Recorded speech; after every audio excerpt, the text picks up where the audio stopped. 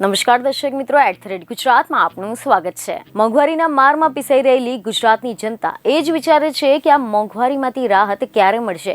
જો કે નવા વર્ષે જ ગુજરાતવાસીઓ પર મોંઘવારીનો માર પડ્યો હતો, પરંતુ હવે આજે ખુશખબર સામે આવ્યા છે। ગુજરાતની જનતા માટે રાહતના સમાચાર સામે આવ્યા છે કે આજે ગુજરાતમાં પેટ્રોલ અને ડીઝલ સસ્તું થઈ ગયું છે।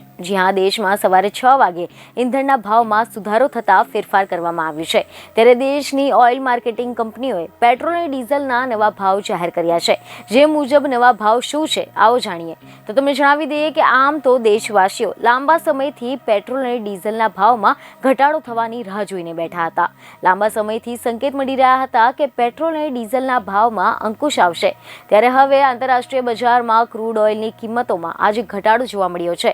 મીડિયા રિપોર્ટ અનુસાર એવી જાણકારી મળી રહી છે કે મંગળવારે સવારે લગભગ 6 વાગે WTI ક્રૂડ લગભગ ફ્લેટ રહ્યું હતું અને ભાવમાં ઘટાડો આવ્યો છે। ઓઇલ કંપનીઓ દ્વારા જાહેર કરવામાં આવેલા નવા ભાવ વિશે જો આપણે વાત કરીએ તો ગુજરાતમાં પેટ્રોલ અને ડીઝલની કિંમતમાં 56 પૈસાનો ઘટાડો નોંધાયો છે। તો આની સાથે મધ્યપ્રદેશમાં પેટ્રોલ 30 અને ડીઝલ 28 પૈસા સસ્તું થઈ ગયું છે।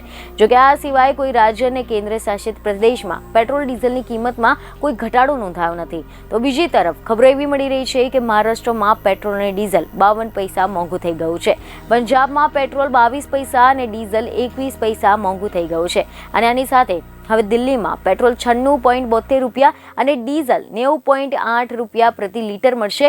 તો મુંબઈમાં પેટ્રોલ 106.31 રૂપિયા અને ડીઝલ 94.27 રૂપિયા પ્રતિ લીટર મળશે। કોલકાતામાં પેટ્રોલ 106.3 રૂપિયા અને ડીઝલ 92.76 રૂપિયા પ્રતિ લીટર મળશે, જ્યારે ચેન્નઈમાં પેટ્રોલ 102.73 રૂપિયા અને ડીઝલ 94.33 રૂપિયા પ્રતિ લીટરે મળશે।